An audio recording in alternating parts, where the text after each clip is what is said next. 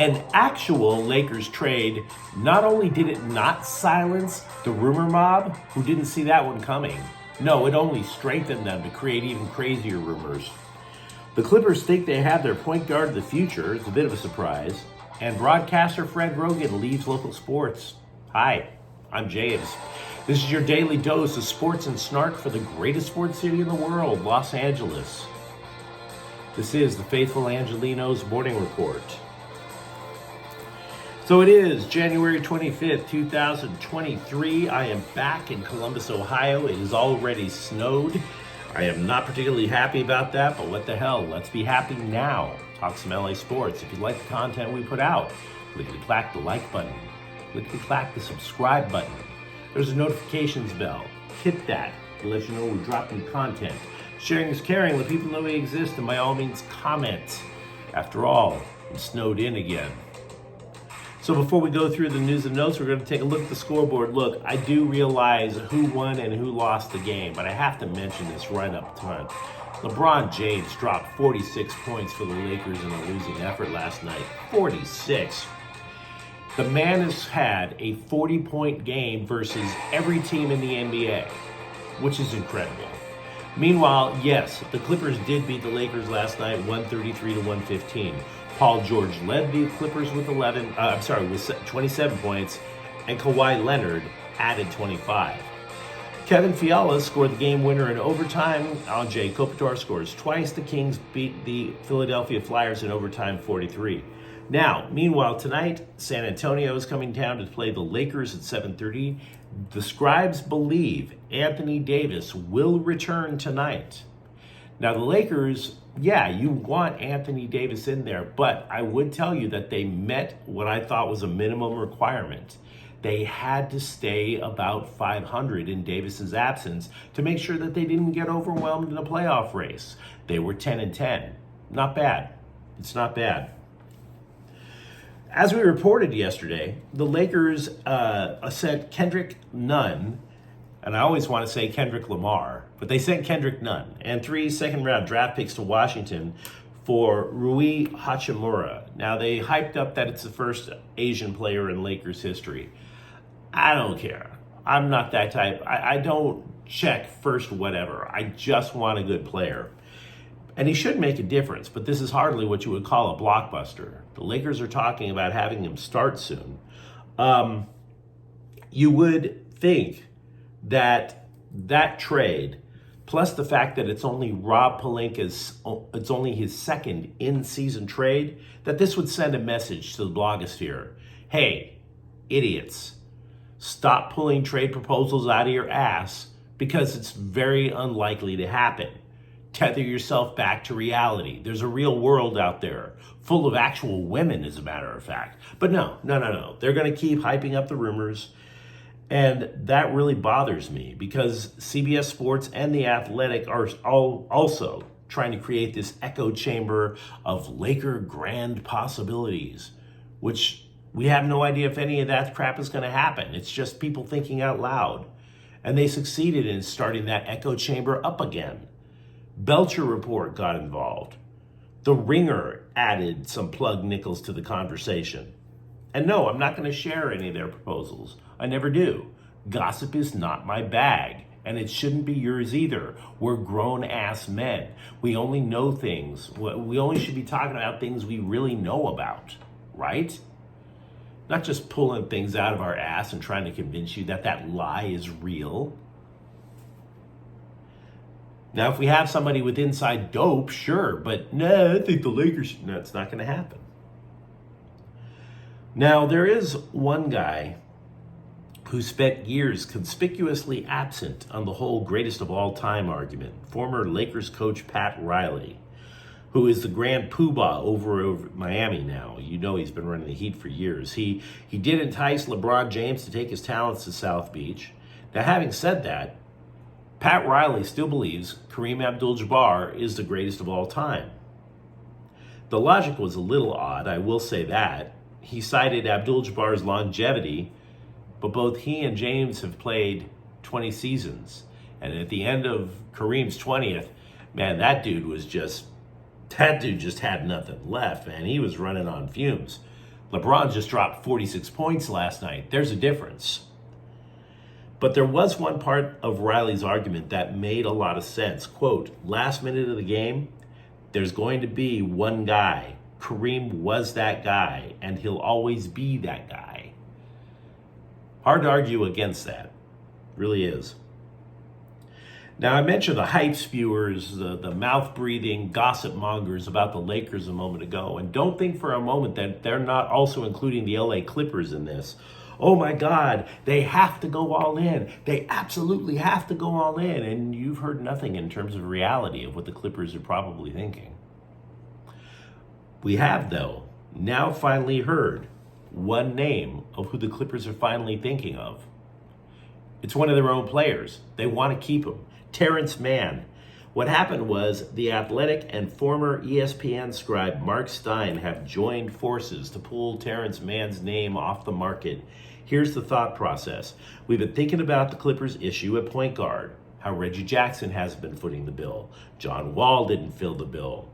Paul George, of all people, has been called the point guard, but you know that that's something that's not going to be long-term. I mean, if that were the case, you would have had Lamar Odom be the point guard for the Lakers for years. It's the same thing. Just because you facilitate doesn't mean you're a point guard. The Athletic is reporting that Terrence Mann could get the point guard job as soon as next year. As a result, Mark Stein is saying that pitches for Terrence Mann are falling on deaf ears. Now, having said that, I don't have a problem with Terrence Mann, but I have a public service announcement. If you are a member of the Mann clan, do all of humanity a favor and stop naming your kids Terrence. I bring that up because, well, we've had a disgruntled author in Field of Dreams named Terrence Mann. There's an actor who played Rum Tum Tugger in Andrew Lloyd Webber's Cats named Terrence Mann. We have too many marginally successful Terrence Manns. Either get a Terrence Mann who's going to be like shooting for the moon and going to be a surefire Hall of Famer, or stop naming your kids Terrence. Can you do that for us? Because he's either going to be one thing. He's either going to be a guy who has a moderately okay NBA career, or he's going to be playing in a Disney musical. We don't need any more Disney musical actors named Terrence Mann. Thank you. Thank you for hearing me out. Fred Roggins' run with LA's NBC affiliate is going to come to an end on Thursday. A 44-year run, broadcasting Southern California sports. And I got to tell you, good. The whole sports bloopers Hall of Shame thing became tired as hell before the Clinton presidency, and yet you still trotted that thing out for another 35 years. I mean, it's kind of like how nobody at ESPN has the guts to get rid of Chris Berman and his tired ass 80s pop culture references. Oh, look at me, I'm Chris Berman. I'm singing with Huey Lewis and the News. Hey, I'm going to start mixing in song titles for players who have never heard those songs. It's all whack. I wish somebody would just march Chris Berman behind the barn like Old Yeller, have him look the other direction, empty the chamber. I'm sorry, I realize it's cruel. Chris Berman, people like Chris Berman and Fred Roggin, they've done a lot to bring down sports journalism. They don't even know it. Now, having said that, Roggin did see the writing on the teleprompter, and he understood that people no longer go to the local news affiliate to try to find Dodgers and Clippers highlights. They go to their cell phones. So Roggin was trying to make himself relevant by showing high school football highlights, things like that. Not a hack. He may be a hack, but he's not stupid, so give him credit for that. But having said that, I think he's leaving NBC before somebody puts a boot in his ass. Just saying. Timing is everything in this world. None of the Dodgers up for Tuesday's Hall of Fame ballot in baseball got the required 75% vote threshold. The closest was Andrew Jones at 58%. Jeff Kent, the former Dodger but longtime Giant second baseman, he was in his last year on the sports writer ballot, and he ended up with only 47%. which was kind of weird because he blamed, for losing, he blamed, quote, non-voting stat folks. I guess it was a thinly veiled reference at analytics, but look, dude, the only people who had a say as to whether or not you got in were the voting stat folks, the sports writers. And you didn't like them, and they didn't like you. So I don't know why you're talking about non-voting stat folks, because this honestly, this sounds a whole hell of a lot like some of the arguments we heard after the 2020 election. And for that matter, the 2016 election. I mean, what are we talking about? Are you going to go with face paint at buffalo horns and storm the commissioner's office just because you didn't get to the Hall of Fame? January 6th has now come to the Hall of Fame ballot. Is that what we're talking about? Because I tell you something, Jeff Kent, if he wanted to, could probably form a mob of disgruntled players who missed out on the Hall of Fame, banging on the commissioner's door with Barry Bonds, Roger Clemens, Curt Schilling. At least Pete Rose would have the perfunctory red baseball cap, am I right? Just thinking out loud, guys. Just thinking out loud. The Dodgers, by the way, they also signed 2 right-handed pitchers. Jordan Yamamoto played with the Mets last year. Wander Suerto played with the Nationals. They're not somebody that you're going to be expecting to become the next Kenley Jansen. It's not that big a deal. Also for the Dodgers, LA is barely over the salary tax threshold, barely, which would be for a 3rd consecutive year, and the taxes on the teams who do that for 3 consecutive years starts to become more punitive. The question, what does this mean for the Dodgers next offseason? See, the idea was that the Dodgers were cutting salary in order to slide under the tax threshold so they can make this insane offer to Shohei Ohtani of the Angels next year. But that plan has probably blown up in smoke. Artie Moreno does not want to sell the Angels anymore. Do you really think that Moreno wants to lose his arguably best player, especially when Mike Trout is out? Do you think he wants to lose his best player to the Los Angeles Dodgers of Los Angeles? I don't. The Chargers have called Buffalo to ask permission to interview Joe Brady for offensive coordinator.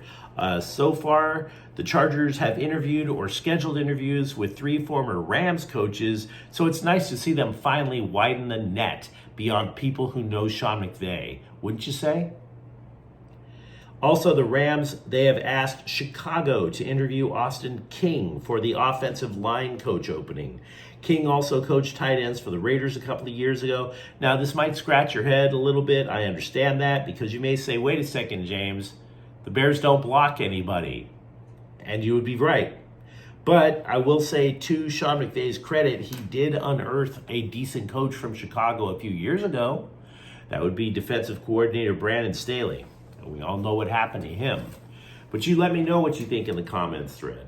Let me know what you think about where LeBron versus Kareem Abdul-Jabbar lies. Let me know if you think Terrence Mann can play point guard.